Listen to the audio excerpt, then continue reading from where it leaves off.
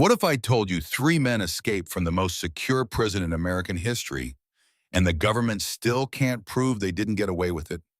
In the next 8 minutes, you're going to see exactly how they did it. The stolen spoons, the fake heads, the raincoat raft, and why, 6 decades later, this case is still officially unsolved.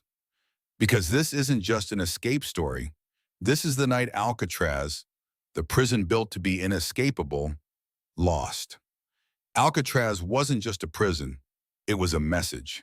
Sitting alone in San Francisco Bay, surrounded by water cold enough to kill a strong swimmer in under an hour, currents violent enough to drag a boat off course, Alcatraz existed to tell every inmate inside it the same thing. There is no escape from here. In its 29 years of operation, no one had ever escaped and survived. Officially, zero. Frank Morris didn't care. He was smart, disturbingly smart. Prison psychologists who tested him ranked his intelligence in the top 2% of everyone they'd ever evaluated. He'd spent years studying the prison's blueprints, its guard rotations, its tiniest structural flaws. He recruited two brothers, John and Clarence Anglin, along with a fourth man, Alan West, all bank robbers, all desperate, all willing to risk everything on a plan that sounded almost insane. Here's what almost nobody talks about.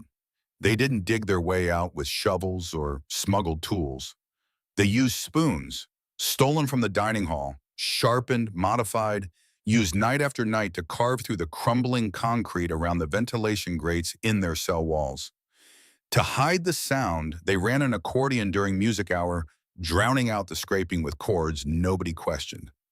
To hide the holes, they built fake vent covers out of cardboard and painted them to match the wall.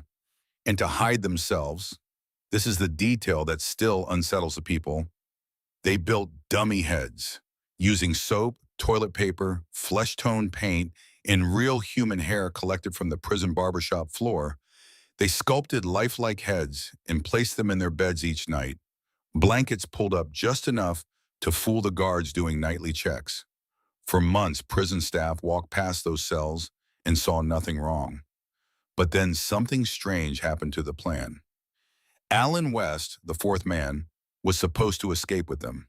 But on the night of the breakout, his fake wall section wouldn't budge. He'd spent too long reinforcing it for realism, and now it was stuck solid. While he frantically chipped away at his own exit, the other three didn't wait. Morris and the Anglin brothers slipped through the vents, climbed to the roof through a utility corridor, and made their way down to the shoreline. There, hidden and prepared in advance, was something almost unbelievable. A raft in life vests, hand-stitched together from over 50 stolen raincoats, sealed using heat from steam pipes in the prison's workshop. They inflated it, they paddled into the freezing dark of San Francisco Bay, and then they were gone. The next morning, guards found 3 dummy heads in 3 empty beds, and a fully escaped trio nowhere on the island. The FBI launched one of the largest manhunts in American history. They searched the bay, they searched the coastline, they interviewed family members for years. They found a few fragments, part of the makeshift raft, some paddle pieces, a wallet wrapped in rubber sheeting containing photos of the Anglin family. But no bodies, ever. For decades, the official position was simple. They drowned. The water was too cold, the currents too violent, survival statistically impossible. Case closed, at least on paper. But then the cracks started showing.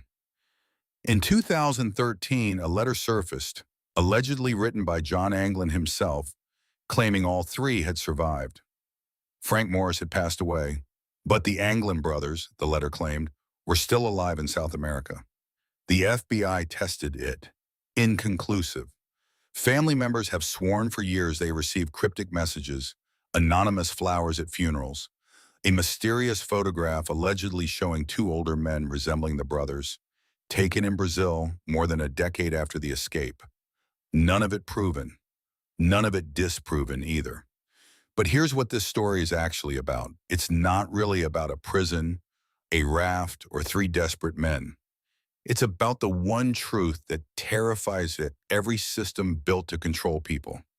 There is no wall, no ocean, no fortress engineered well enough to fully crush human ingenuity when someone wants freedom badly enough.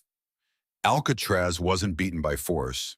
It was beaten by patience, by men willing to carve through concrete one spoonful at a time, for months, with no guarantee any of it would work.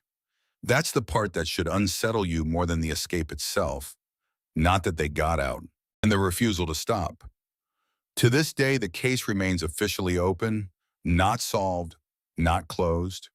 Frank Morris and the Anglin brothers exist in the same strange limbo as so many great escapes throughout history, neither confirmed dead nor confirmed free.